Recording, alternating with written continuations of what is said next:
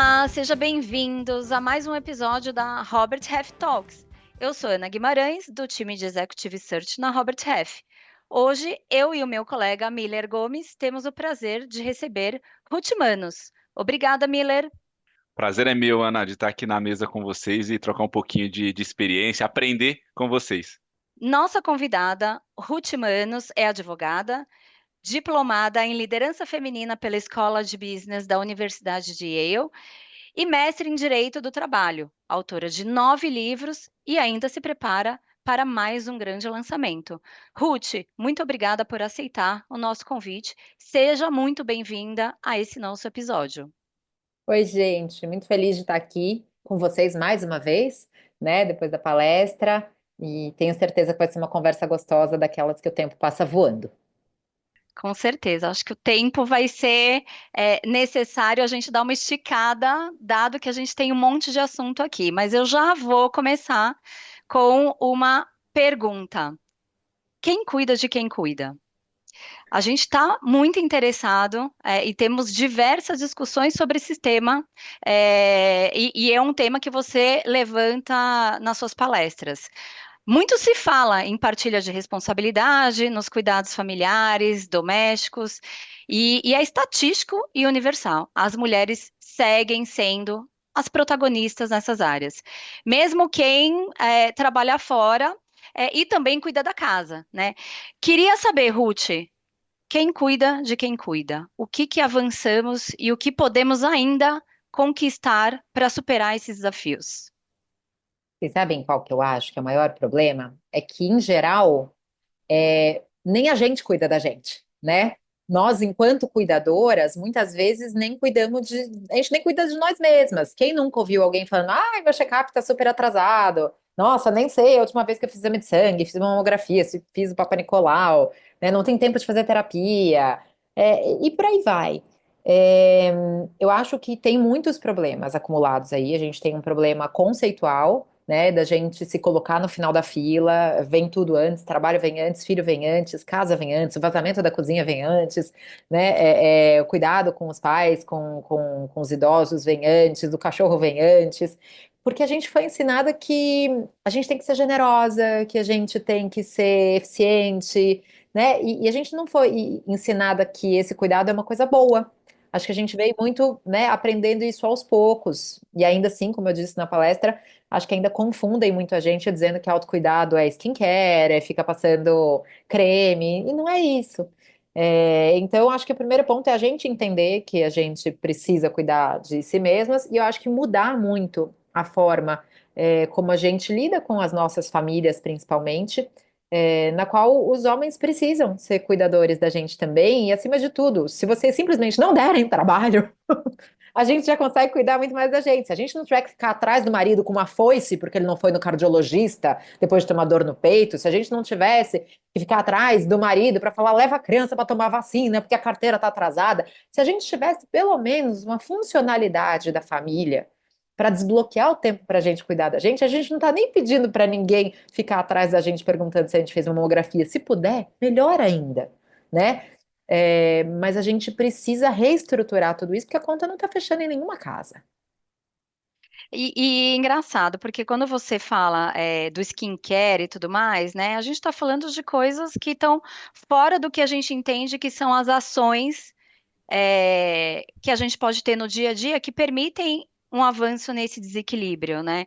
Então, quais são essas pequenas ações que você imagina que pode permitir que a gente tenha um equilíbrio melhor dessa divisão de tarefas, né? Depois até quero também ouvir um pouco o Miller, né? Porque ele, como pai, marido, também trabalha, né? Como que ele dá suporte, né, para a esposa, enfim, em casa. Então, eu queria primeiro te ouvir, Ruth, nesse sentido, e depois eu queria que o Miller contasse um pouquinho como incluir, né, os homens na rede de apoio. Eu acho que a primeira coisa, eu falo, sempre funciona, é diálogo, né? E eu sempre convido as mulheres a pensarem em a gente ter conversas em momentos de calma, porque normalmente a gente só tem essas conversas quando a gente já tá muito brava, muito cansada, exalta, vira briga, e aí, né, as pessoas da nossa família, seja companheiro, companheira, filho, filha, mãe, pai, não sei com quem cada um mora, É, geralmente as pessoas ficam na defensiva, né? E eu brinco que muitas vezes vira um ping-pong. Ah, mas eu tô cansado disso. Ah, mas eu que fiz isso. Mas eu ganho tanto. E isso não leva ninguém a lugar nenhum. Então, ter conversa em momentos de calma. Eu sempre, né? Eu falo que eu gosto muito ainda da ideia de escrever para as pessoas. Escrever, não precisa ser uma carta no papel, mas mesmo que você escreva uma mensagem longa no WhatsApp, para o seu companheiro, de repente, falando: olha, tá puxado para mim. Meu dia hoje, eu fiz isso, fiz aquilo, fui ali, vi se tinha roupa, vi se tinha fralda, não sei o quê, nananana. Para mim tá muito difícil, né? E eu acho que às vezes quando a gente escreve, a gente pensa no que a gente está fazendo. Quando a gente manda para a pessoa é obrigada a te ler até o fim, ela não pode te interromper porque você não tá lá. E é obrigada a ficar com aquilo digerindo um tempinho. E eu acho que isso não precisa ser sempre numa onda de briga. Eu sempre falo que os homens também são vítimas do sistema no qual a gente vive, né? Eles também não foram, muitas vezes, criados, educados e não são socialmente educados para fazer esse papel, porque eles se comparam com os amigos deles, que normalmente são mais toscos do que ele. Desculpa, Miller, mas a verdade é essa. Todos vocês têm amigos que sabe, não são presentes com os filhos, não pagam pensão. Todos vocês têm algum amigo que é totalmente irresponsável em termos emocionais. E aí, você se comparando com esse padrão, é óbvio que os homens falam: não, mas até que eu sou legal, porque eu chego em casa, eu pego a criança uma vez na semana, eu tô no grupo, eu abri o Clesep essa semana. Né? Então, assim, por pouco que se faça, às vezes vocês têm a sensação de fazer muito porque vocês estão se comparando com um termo muito, muito ruim, né? Que são os outros homens. Então, eu acho que o diálogo é a primeira ferramenta que a gente tem para dizer: tá difícil para mim e eu preciso que a gente redistribua, né? Não é que eu preciso de ajuda, como eu já disse na palestra, mas eu preciso que a gente redistribua essas incumbências nessa casa. Até acrescentando a minha opinião aí, né, Ana e Ruth. Eu sou de origem, eu sou nordestino, né? Então eu nasci no interior da Paraíba, numa cidade chamada Cajazeiras. Então vocês imaginam que a criação seja no nível mais alto do machismo que a gente possa existir, né? Natural. Então a gente aprende e reproduz. Só que ao longo do tempo, eu vim para São Paulo, vim muito novo, fiz psicologia, então sou formado em psicologia, a gente vai mudando a nossa ideia de mundo e etc. E a gente vai construindo as nossas próximos valores e ideias sobre o que é certo ou não, né? E aí a Ruth falou de comunicação. Acho que talvez por essa história, por ter feito psicologia ou por qualquer outro motivo que seja intrínseco aqui à nossa conversa, eu tenho uma cultura com a minha esposa que é o café das 6 da tarde.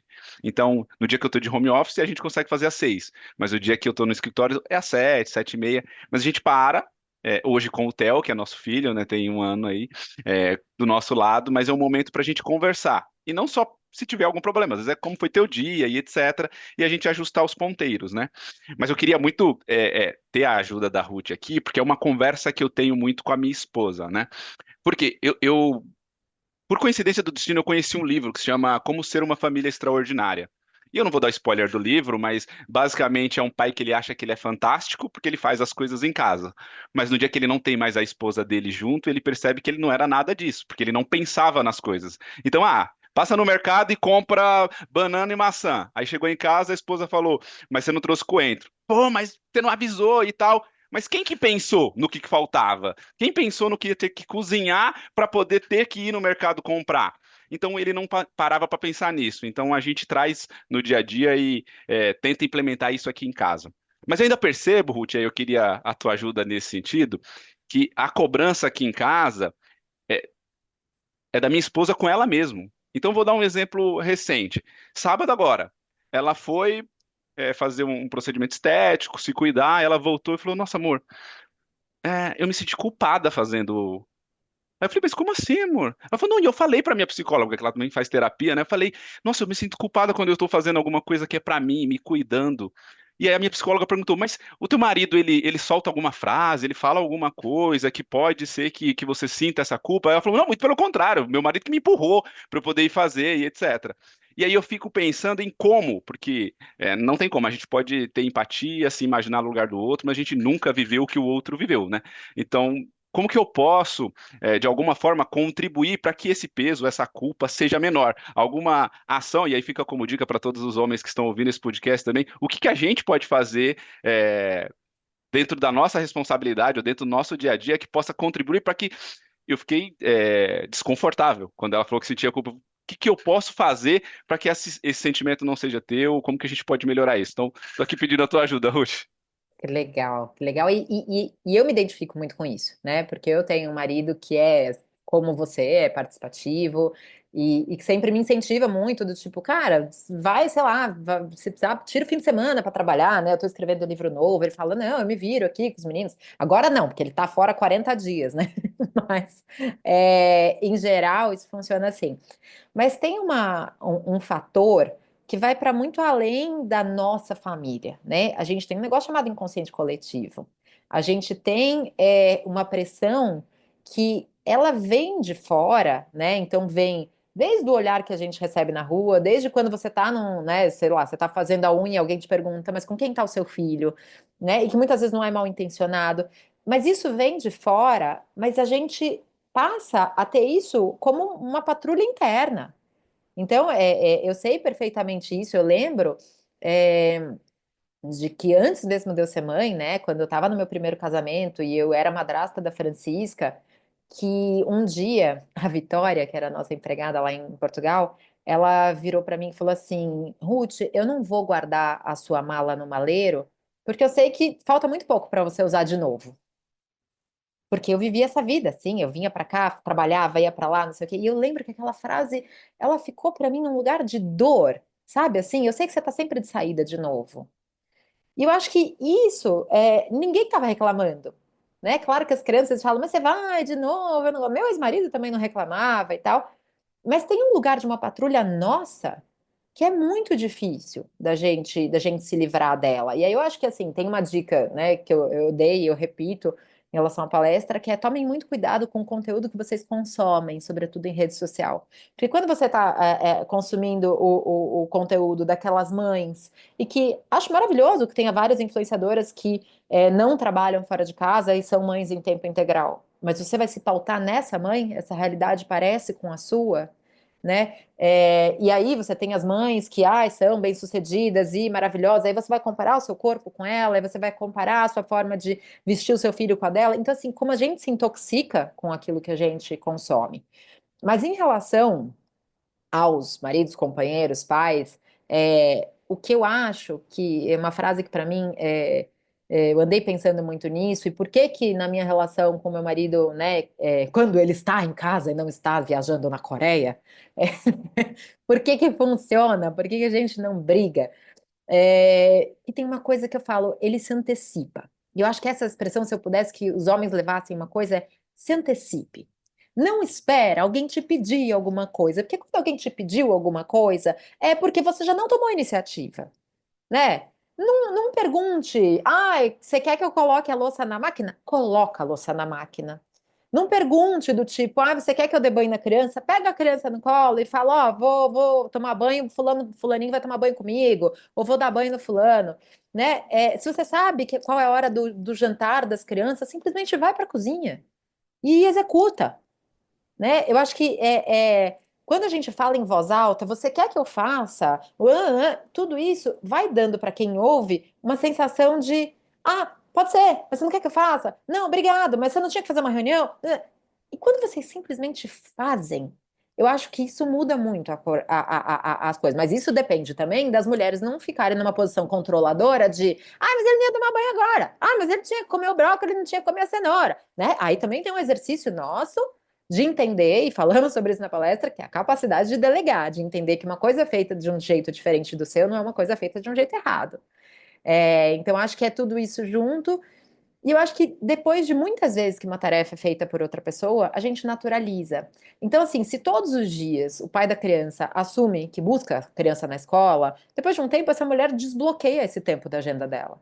Né? Se todo dia o pai assume a criança para dar jantar e banho, se todo dia o pai é quem coloca a criança para dormir, a mulher para de se sentir culpada, porque ela para de sentir que ela te pediu. Ela começa a sentir que aquele tempo é efetivamente dela, né? A gente se apropria do próprio tempo. Ô, Ruth, eu tenho algumas perguntas, mas uma delas está linkada aí com o que você estava falando, né? E eu vou trazer um pouco de exemplo até do que eu vivi com meu marido, assim, a gente também tem uma relação excepcional, ele ajuda super, cozinha super bem, ele gosta de fazer isso, a gente tem momentos em casa, ao longo da semana e de final de semana, é para isso que são momentos de descompressão. Mas antes da Helena nascer, é, a gente não tinha os combinados, nenhum combinado de nada. Ah, quando a neném nascer, você vai ficar acordado, você vai levantar porque eu vou amamentar, ou porque é a minha noite de sono, ou porque se depender do dia que eu passei, você que levanta e você que faz, e porque eu fiz tal coisa, você faz a outra coisa. Então, eu percebi que quando os casais ficam se planejando muito de forma antecipada, o que que um tem que fazer porque o outro já fez, e aí é como se fosse uma recompensa, um dando recompensa para o outro, a coisa não vai bem. A gente fluiu de forma natural. Então, assim, eu fui dormir um dia um pouco mais cansada. A Helena chorou à noite, ela praticamente dormia 12 horas, assim, incrivelmente, desde o segundo mês. Então, eu não tive esse problema do noturno, mas por alguma razão eu tinha. Ele via que eu estava cansada, mesmo não tendo voltado ainda para o trabalho, ele levantava e não tinha aquela coisa, eu vou levantar agora, então se me deixa dormir até mais tarde no dia seguinte, porque eu levantei. Não existia isso, mas eu entendo que em algum momento tem um descompasso dessa conversa no casal, concorda? Concordo, e eu já vivi muito isso, né? No meu primeiro casamento, e não tô falando mal do meu ex-marido, não, porque a gente até foi tomar um café recentemente, a gente é amigo, mas a gente tinha um casamento no qual eu falava que a gente passava faturas e recibos. Então, assim, mas eu guardei as compras, mas eu não sei o que lá, mas você ontem não foi fazer isso. E esse é um caminho muito ruim, né, gente? Porque a gente sai de um campo de parceria e de afetividade para entrar num campo de cobrança. É claro que é muito fácil falar que a gente não precisa cobrar quando a gente tem alguém em casa que faz. Porque se a pessoa que vive com a gente não faz, a gente não tem opção se não cobrar, né? Então acho que aí a gente precisa de uma conversa muito de base, porque eu falo que a cobrança ela é o paliativo, né? Ela parece um zumbido assim, e que é inevitável a gente fazer isso. Mas se a gente não sentar para uma conversa profunda sobre a partilha em si, sobre a dinâmica da família, não adianta, porque vai ficar sempre nesse lugar de atrito e nunca num lugar profundo de solução. Então, acho que esse é um ponto interessante, e eu acho que, especialmente nas famílias, gente, o guia tem que ser o afeto, sabe? Porque se a gente não é capaz de olhar para a pessoa que está com a gente e pensar do tipo, eu gostaria de fazer uma coisa gentil por essa pessoa, eu gostaria de poupar essa pessoa de uma coisa chata. Eu acho que a gente tem que voltar para essa raiz. Tem uma frase da Rupi Kaur que eu acho muito bonita e que para mim foi um guia muito no meu segundo casamento, que é: esqueça tudo o que já te disseram sobre o amor e comece apenas pela gentileza. E eu acho isso muito bonito, porque se a gente tiver uma coisa só ser gentil com as pessoas que vivem com a gente, então do tipo, cara, se é um dia que você vai levar uma flor, se é um dia que você vai levar uma coisa que a pessoa gosta de comer, se é um dia que você vai virar para a pessoa e falar assim, olha, né, sei que você está estressado, não sei o que, vai tomar um banho com calma, vai ouvir uma música, deixa que eu assumo aqui, eu tô bem hoje. Eu acho que esse lugar, ele é tão precioso nas famílias e muitas vezes ele vai sendo soterrado por um cansaço, que geralmente tem razão de ser, né? Mas que não leva para rumos bons. Muito bom.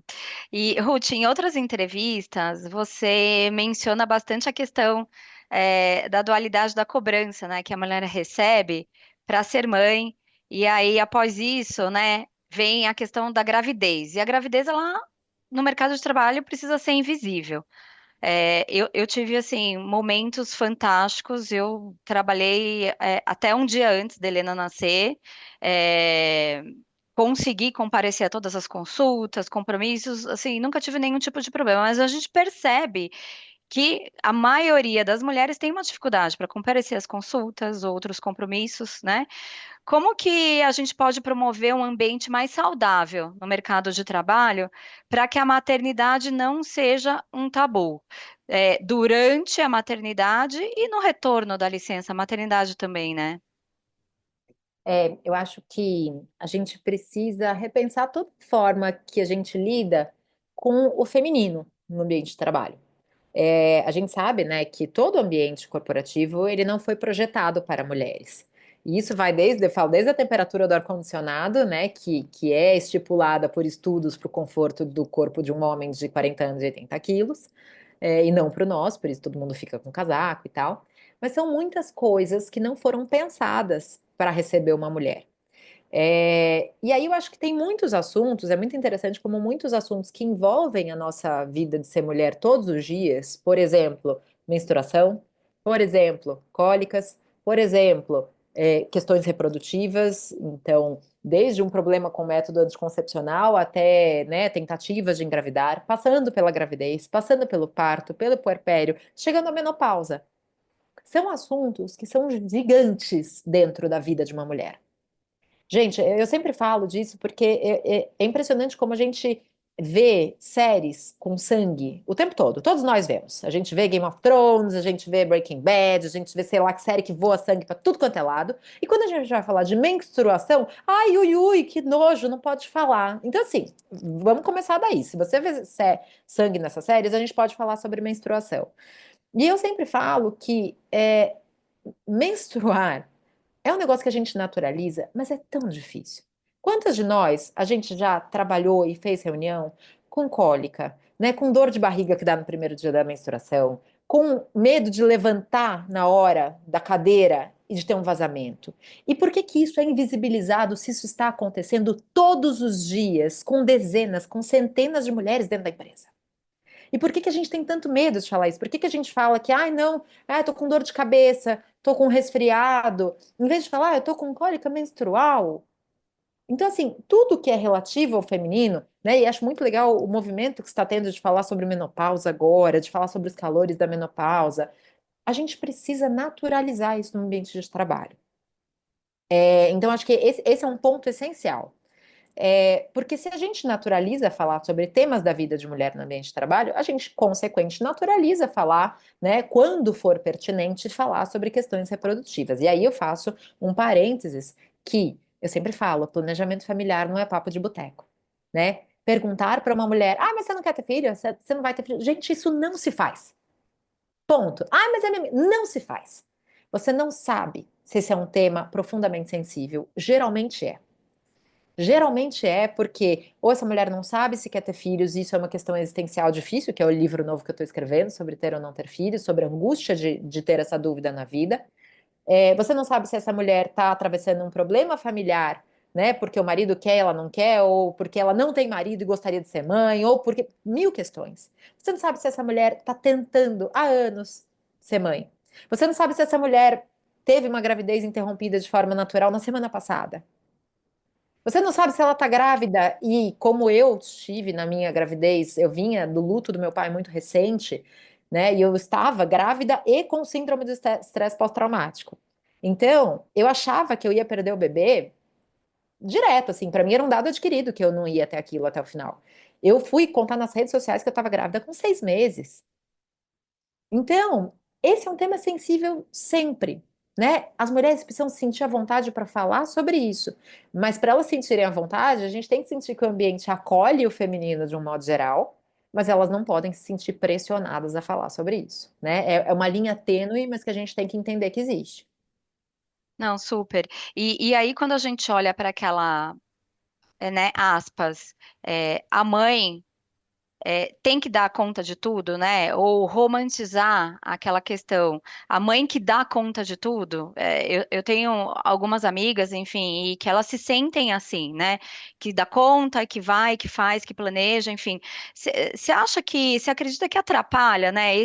Essa frase atrapalha a construção aí de políticas mais justas para as mães no mercado de trabalho, né? Como que você acha que a gente pode desconstruir essa ideia sem gerar ainda mais culpa, né? Porque assim, eu recebi a indicação de um livro de um amigo que foi apresentado por uma querida amiga também, e o nome do livro é assim, Tá tudo bem não estar bem, né? Então assim, tá tudo bem, não tá tudo bem, né? Então, não romantizar isso. Eu quero entender um pouco dessa questão, né? Mãe, ela tem que dar conta de tudo, né? Como que a gente desconstrói isso?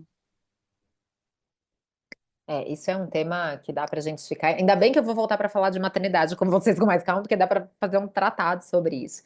Mas eu tenho problemas com o conceito de meritocracia em qualquer escala, né? É um conceito para mim muito complicado, porque como é que a gente vai falar em meritocracia quando a gente tem vidas tão diferentes? E para a maternidade, gente, eu acho que é essencial entender isso. Uma de nós tem uma rede de apoio incrível, outras não têm. Outras de nós têm um corresponsável, eu sempre falo, pai não é rede de apoio, pai é corresponsável, é outro setor, né? Algumas de nós têm um pai corresponsável, presente, firmeza, que está lá, né, fazendo corre com a gente. Tem outras que têm um zero à esquerda. Tem umas de nós que são separadas, outras não são. Então, assim, como é que a gente vai colocar a maternidade toda num mesmo balaio e dizer que, ai, não, quem quer consegue? Tá tudo errado. Tá tudo errado. E aí, eu acho que a gente tem coisas muito superficiais a forma como a gente olha para a maternidade, né? Então, assim, e como a gente está num tempo de redes sociais em que as pessoas postam os recortes que elas querem, a gente consome uma narrativa construída. Então, aquela sua amiga que você fala, nossa, mas ela é incrível, você vê todo fim de semana ela tá linda e plena, fez babyliss, tem foto, a criança tá fofa, meu Deus, que coisa linda, e ela trabalha, gente, que magia, o que é isso? E ela e o marido parecem um casal feliz, sensual, e você fala, meu, é só na minha casa que tá tudo errado, é só na minha casa. Por quê? Porque a nossa narrativa é a única que a gente conhece de ponta a ponta, é a única que não está editada. Todas as outras estão editadas, seja pelos stories ou seja pelo que a pessoa conta no ambiente de trabalho, na mesa do bar ou do restaurante. Né? É a famosa frase: todo mundo vê as pingas que eu tomo, ninguém vê os tombos que eu levo. E talvez o que a gente transpareça na nossa maternidade, na nossa vida, para outras pessoas pareça que é dos sonhos. Porque a gente não posta, gente, fralda que vazou, em geral, né? A gente não posta o dia que a gente está aí no bate-boca falando, eu fiz isso, você fez aquilo. Essas coisas todas são editadas. Então, eu acho que existe uma grande narrativa falsa sobre tudo isso. Isso vai criando para a gente patamares inatingíveis. Eu acho que isso vem potencializado, e eu gosto de falar sobre isso, sobre um movimento que a gente está vendo de as famosas thread wives, né, as esposas tradicionais, ou as esposas troféu, ou as mães em tempo integral, full-time mom, e que tudo bem se alguém quiser ser isso. Mas o que que a gente está consumindo e achando que é ser uma boa mãe? Ser uma boa mãe é fazer mêsversário com um bolo de 3 andares? Ser boa mãe é ter rotina para tudo? Ah, é a rotina de cuidado, a rotina de não sei o quê, a rotina de leitura, a rotina de banho, a rotina noturna. Isso é muito chato. Eu não quero ser essa mãe. Eu não quero. E aí a gente começa a se projetar num tipo de maternidade que a gente nem se perguntou se é o que a gente quer, mas que a gente considerou que é o que é ser boa, né? Então eu sempre falo isso.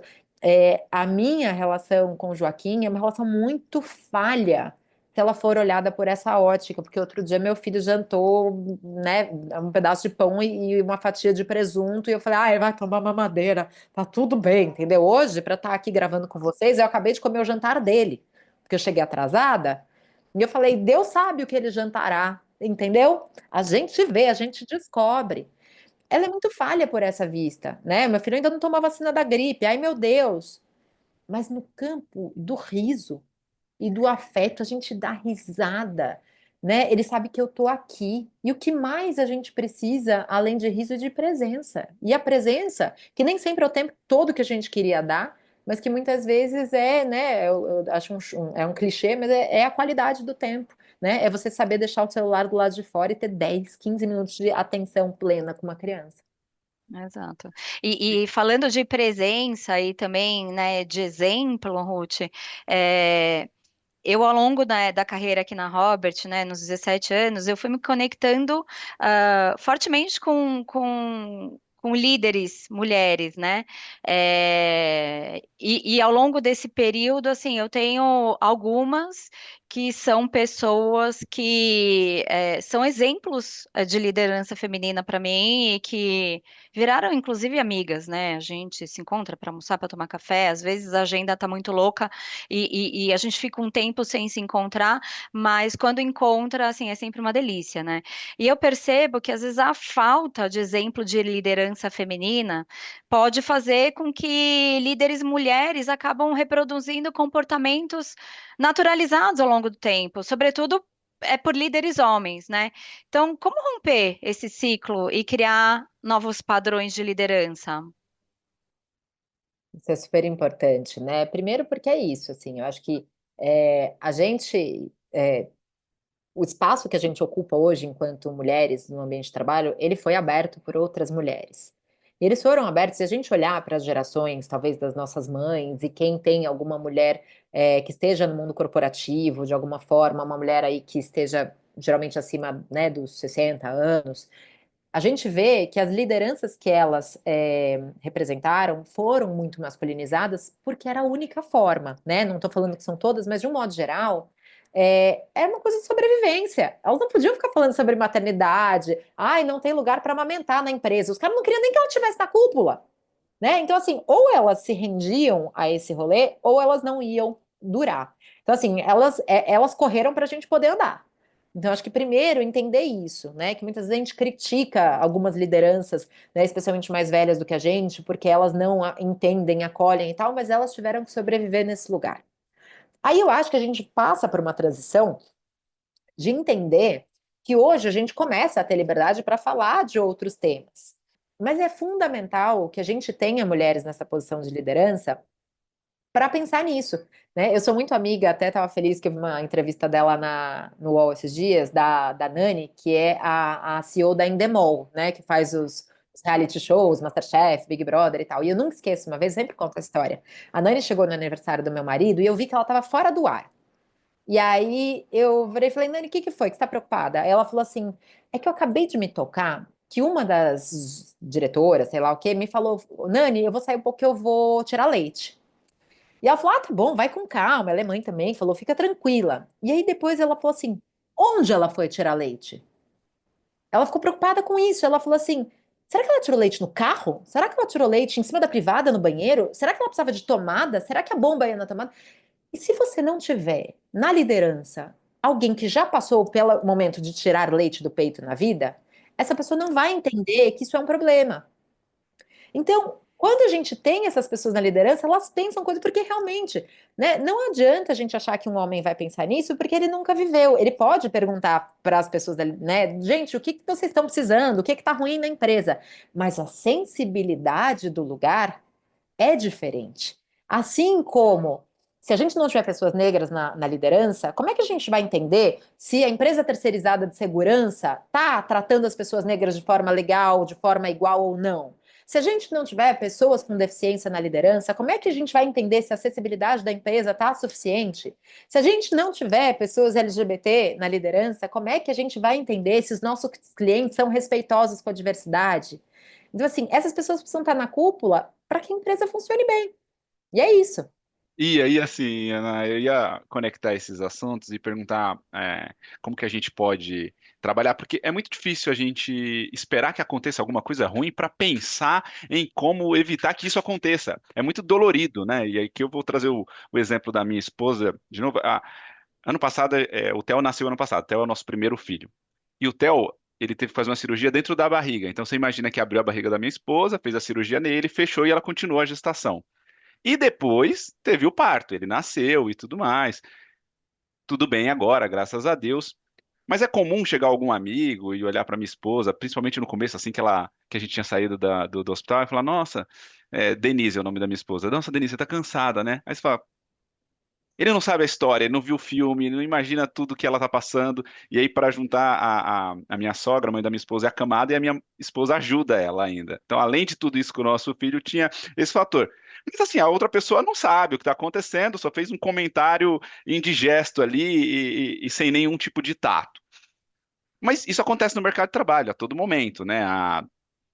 A mulher está lá no trabalho pensando se ela colocou a blusa na mochila do filho, ou se o marido colocou a blusa certa na mochila do filho que está na escola enquanto ela está numa reunião e às vezes surge algum tipo de comentário indiscreto.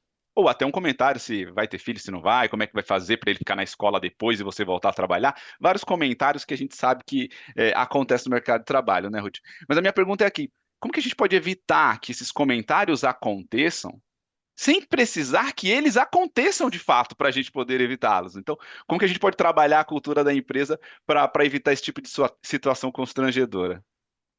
Sabe uma coisa que eu acho legal da gente pensar? Eu sou advogada trabalhista, né?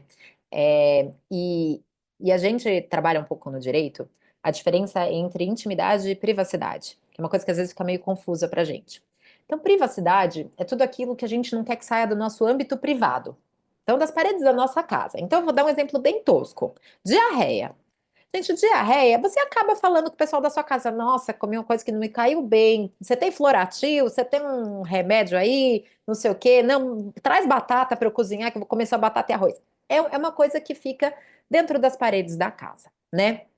É, intimidade é aquilo que a gente não quer nem que saia do íntimo, né? Nem dentro da gente, às vezes a gente nem conta em casa. Alguns exemplos: vício em drogas, uma gravidez indesejada, vício em jogo, né? Em tempos de bet, vamos falar sobre isso. São coisas que a gente às vezes não fala nem com os nossos pais, nem com o nosso companheiro, nem com os nossos filhos. E eu acho que a gente precisa entender que quase sempre que a gente está falando de questões relativas à mulher, a gente está quase sempre falando de intimidade. Então, eu estava num evento outro dia falando que eu lembro quando eu estava grávida, a pergunta mais frequente que a gente ouve é: ah, e o parto? Vai ser normal? Você vai tentar parto normal? Como se isso não dissesse respeito à intimidade, né? Não é nem privacidade, gente, porque é o corpo da mulher. O pai pode até, né, conversar, mas é o corpo dela. E eu sempre tive uma opinião, né, que acho que muito uma resistência ao que a gente vê do lado de fora, que é dizer, parto bom é o parto que meu corpo permitir. É o parto que trouxer segurança para mim e para o meu filho. Eu nunca sonhei. Ah, mas eu quero ter o parto normal porque eu quero viver a experiência. Desculpa, eu sonho com outras coisas. Eu sonho com o dia que eu escreva um livro e ele seja traduzido para 50 idiomas, porque é outro campo, né? O parto, eu falei para minha médica, me diz o que você acha que vai ser melhor para gente. E logo no começo da gestação a gente entendeu que eu não poderia ter um parto normal por causa da posição da minha placenta. E eu passei uma gravidez inteira tendo que me justificar para estranhos do porquê eu não iria fazer um parto normal. E eu tinha que falar sobre a posição da minha placenta para pessoas que nem sabiam o meu nome na fila da farmácia. Alguém consegue entender o quão surreal é isso? Alguém consegue entender? Gente, eu sempre dou esse exemplo. Eu falo: alguém pergunta para um homem de 50, 60 anos se ele já começou a ter disfunção erétil? Por que que a gente pergunta para uma mulher se ela vai ter parto normal, se ela vai amamentar, até quanto tempo ela amamentou? A gente não entende que isso diz respeito à privacidade. Então, eu acho que talvez, né, desculpa, a intimidade, né, mais do que privacidade. Então, eu acho que talvez uma boa forma seja você, antes de fazer uma pergunta, parar e se perguntar: isso é uma coisa que se fala na empresa? Isso é uma coisa que se fala dentro da casa? Ou isso é uma coisa que se fala dentro dela? Se for dentro da casa ou dentro dela, não pergunta na empresa. A gente está falando de perguntas, né, Ruth, mas tem aqueles comentários, né, que são aqueles comentários que geram pequenos gatilhos do dia a dia da maternidade no mercado de trabalho, né? A gente estava falando um pouco sobre isso agora há pouco, né? Quando não há intenção de ofender e julgar, mas há o julgamento, né? O julgamento velado. O que que a gente faz nessas situações, né? Porque a pergunta no mínimo invasiva, mas eu não quis julgar. Lá, no fundo, veladamente, eu já estou julgando, né? O que que a gente faz nessas situações? Eu acho que isso depende muito da origem da pergunta, né? Tem situações em que você vai estar com alguém que trabalha com você e é seu amigo, é sua amiga, e você pode ser franca. Eu acho que ser sincero nunca é um problema, né? E falar assim: fulano, você sabe que isso mexe pra caramba comigo? Porque eu sinto isso, eu sinto aquilo, não sei o quê. Então, se você tá num ambiente seguro, eu acho que é legal falar. Se você está num ambiente que talvez você não sinta aberta para falar isso, mas você possa devolver a pergunta. Eu falo que essa é sempre uma grande tática, né? Então, quando alguém te pergunta alguma coisa, você fala assim, mas por que você está me perguntando isso? Uhum, Né? Porque a pessoa simplesmente tem que, ela se vê obrigada a refletir o porquê disso, por que que ela achou que essa pergunta era pertinente, e que eu acho que é uma coisa que não é agressiva nem nada, mas você simplesmente virar e falar assim, desculpa, mas por que dessa curiosidade? Eu acho que às vezes isso funciona bem, porque a pessoa entende que aquilo não caiu bem, né? E eu acho que quando isso vem de lugares de uma autoridade, ou isso vem de um lugar de um cliente, eu acho que a gente precisa ter ambientes seguros para conversar com alguém sobre isso. Então, uhum, né, não sei se vocês têm um canal de denúncias, é um compliance, é uma pessoa da tem. RH, é um líder que você tem, e aí eu acho que esse é um convite muito legal para quem exerce posição de liderança, de criar esse ambiente seguro para as pessoas, né? E eu acho que talvez seja muito legal virar para uma mãe, ou para alguém que está grávida, ou, né, ou para alguém que você sabe que está tentando ter filho, ou para, né, de um modo geral, virar para as pessoas e falar assim: olha, se você ouvir dentro da nossa equipe algo que seja incômodo, me fala. Porque a gente pode errar, gente, e tá tudo bem, a gente erra, né? Tentando às vezes falar uma coisa engraçada, tentando às vezes falar uma coisa boa, tentando, né? Acho que tem uma pergunta clássica que as pessoas fazem, que é o famoso, mas com quem está seu filho? Né? Então você vai fazer qualquer coisa, você vai jantar, você vai fazer a unha, você vai fazer um exame de sangue, e alguém te pergunta, mas com quem está seu filho? Uhum, Essa é uma pergunta que sabe assim, é small talk, parece conversa de elevador. Nossa, hoje tá chovendo, hoje não tá. Mas que às vezes uhum, gera um gatilho muito grande na mãe, que se lembra que o filho ficou com a sogra e que você fica uhum, preocupada se você tá abusando, que lembra que a criança ficou com o irmão mais velho para meia hora você buscar uma coisa no supermercado e que você talvez não devesse ter feito isso, que lembra que a criança tá com a babá e que chorou que nem um desalmado até a hora de você sair, que queria ficar com você. Então, são perguntas que parecem que não pegam em lugares, mas pegam. Então, assim, a gente criar um ambiente seguro para as pessoas falarem, putz, isso aqui para mim não cai bem. E a gente poder falar sobre isso. eu queria mudar o tema, né? E queria saber um pouco sobre um outro aspecto das suas palestras, né? Quem é você quando ninguém está olhando, né? Afinal, como os perfis profissionais e pessoais, eles se misturam, né? E ao seu ver, quando eles se separam?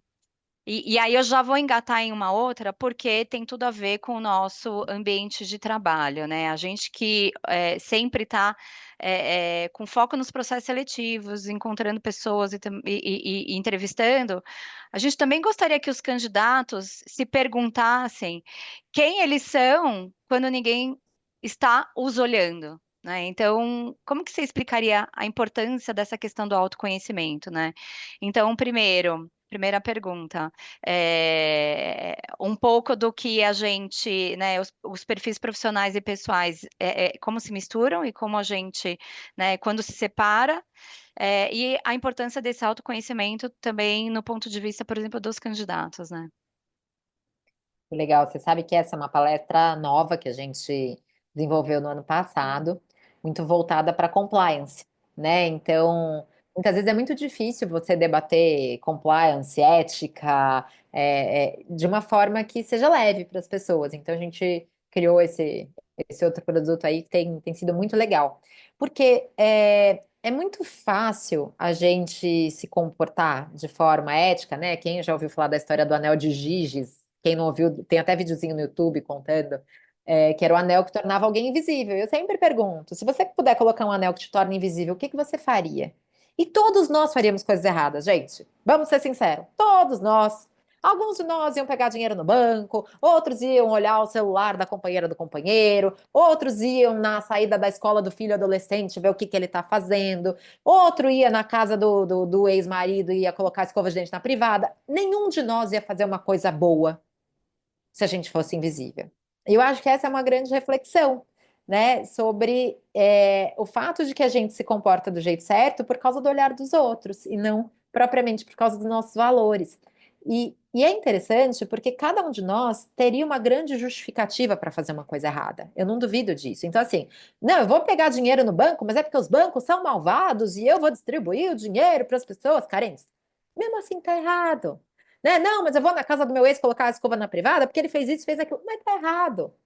Então, acho que quando a gente fala de quem é você quando ninguém está olhando, a gente vai para camadas muito interessantes. E eu acho que isso puxa uma coisa importante, que é, por exemplo, o grupo de WhatsApp. Né? Eu dando as palestras todas sobre, né, feminismo e tal. O que acontece dentro dos grupos de WhatsApp, né, nos quais só tem homens, nos quais não tem nenhuma mulher, para estar ali, né? É horrível dizer isso, mas como algum tipo de defesa para as outras. O que circula em termos de piada, de imagem, de julgamento em grupos que só tem homens, ou em grupos que só tem mulheres que estão ridicularizando uma outra, né? É, qual é o bullying que a gente pratica na vida adulta?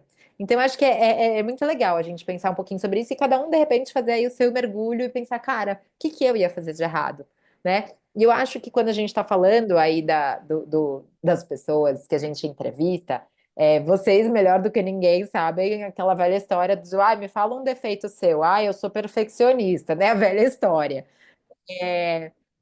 Por quê? Porque a gente não aprendeu em nenhum momento, né? A gente vem tentando aprender a lidar com vulnerabilidades. A gente vem numa sociedade competitiva, patriarcal, né? De quem ganha mais, de quem é mais poderoso.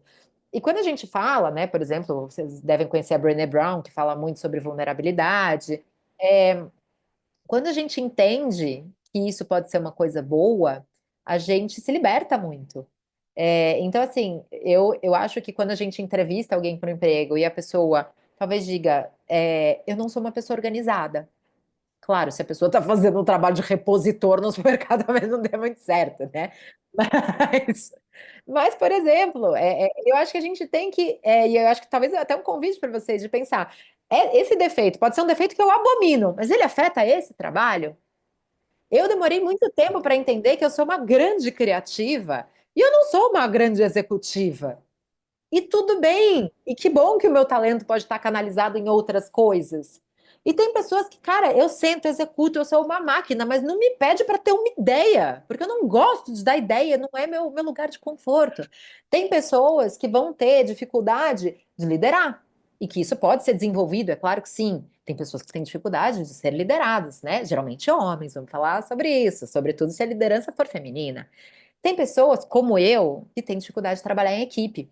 Eu lido muito bem com receber ordens ou com dar ordens, mas dividir o meu trabalho, tem alguém mexendo no meu arquivo, eu falo, sai do meu arquivo, eu não gosto disso. E tudo bem. Então, assim, eu acho que ter esse olhar para a gente e admitir vulnerabilidades, defeitos, alguns a gente admite e trabalha. Outros, a gente sabe que, para mim, não é necessário ser uma grande executiva na carreira que eu tenho, né, no que eu faço. Eu tenho uma sócia maravilhosa que faz isso e que não é uma criativa no meu escritório. Uhum. E tudo bem. E vocês se complementam, né? De uma certa maneira, né? Exato. E eu acho que isso é muito bonito de ver, né? Eu brinco, a Marina detesta small talk. Ela, se puder, entra na reunião e já vai conteúdo, conteúdo, conteúdo. E eu entro e falo, e aí, gente, quem viu o jogo ontem? Ninguém esperava isso do Arsenal, né? Entendeu? É, e a gente entender que isso é bom pra gente, né? E que é bom falar sobre aquilo, naquilo, no que a gente é ruim. Ruth, te ouvir é como se fosse uma aula, né?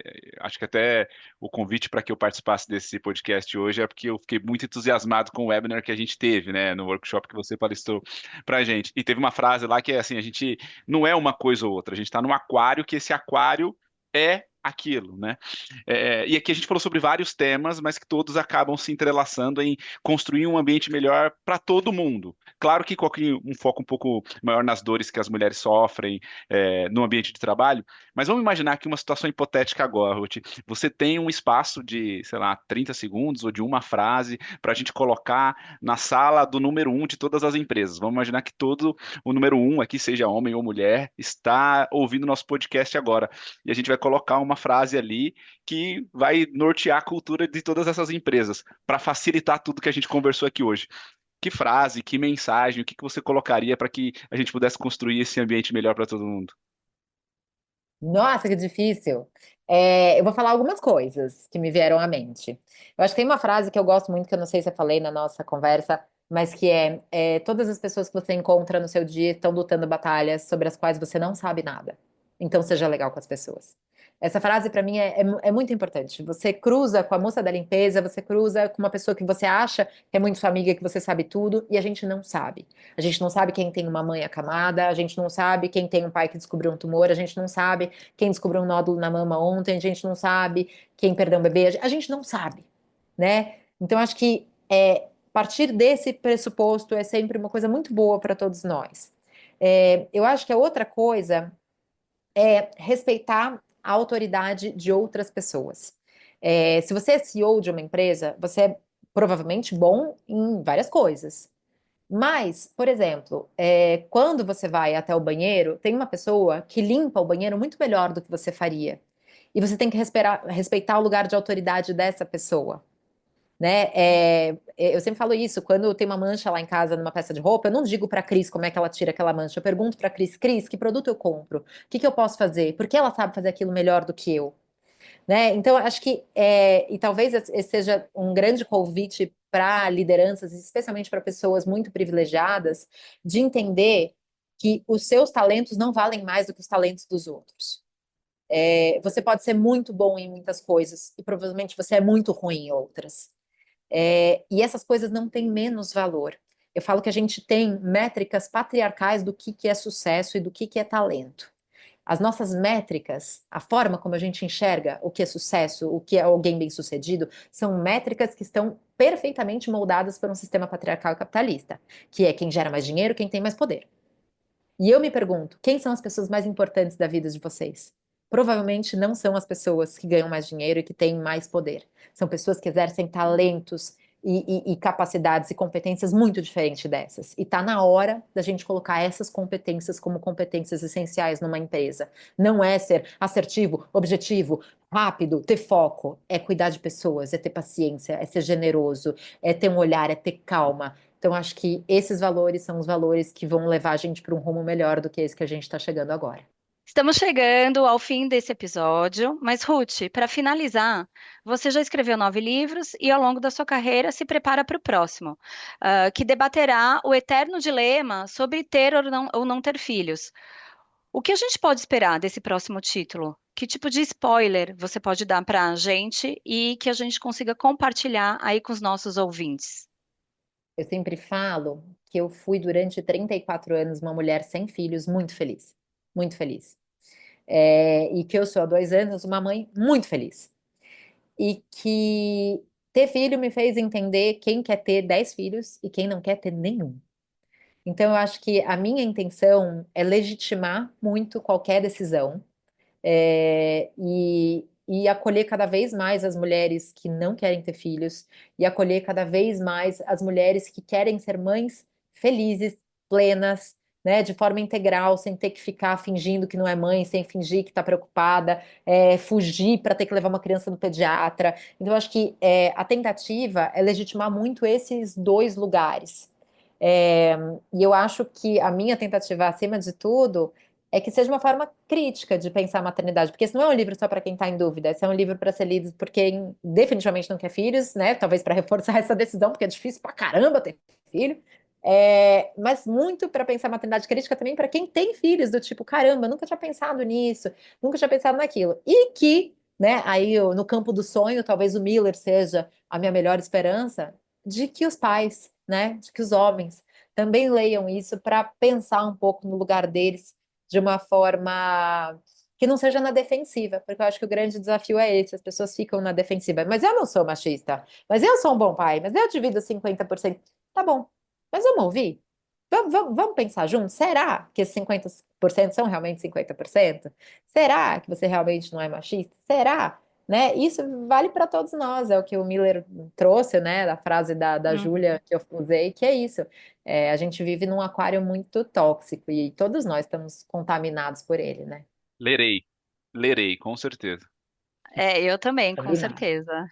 Ruth, Quero imensamente agradecer a sua participação. Sempre é muito gostoso conversar com você, te ouvir, enfim, e, compartilhar as informações que você pode trazer para agregar aí para os nossos ouvintes, né?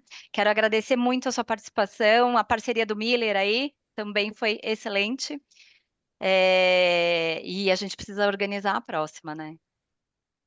Olha, é isso. Eu já sei, né? Não sei se eu posso dar esse spoiler ou não, senão vocês editam, mas que eu sei que no Dia das Mães eu vou estar com vocês de novo. E quem sabe uma próxima presencial em algum lugar, a gente se vendo, né? Que também é uma troca gostosa de energias. Muito legal. Hoje a gente conversou então com a Ruth Mano sobre desafios da maternidade no mercado de trabalho. Eu sou Ana Guimarães e espero vocês na próxima edição do Robert Half Talks. Até a próxima, pessoal! Este podcast é produzido pela Robert Half, a consultoria global de soluções em talentos que mais cresce no Brasil. Venha fazer parte dessa história, trabalhar com pessoas e ser o agente da evolução e transformação da vida de profissionais pode ser uma atividade muito gratificante, além de uma excelente oportunidade de carreira. Acesse a seção Trabalhe Conosco do nosso website, o roberthalf.com.br, e veja as vagas disponíveis. Junte-se a nós!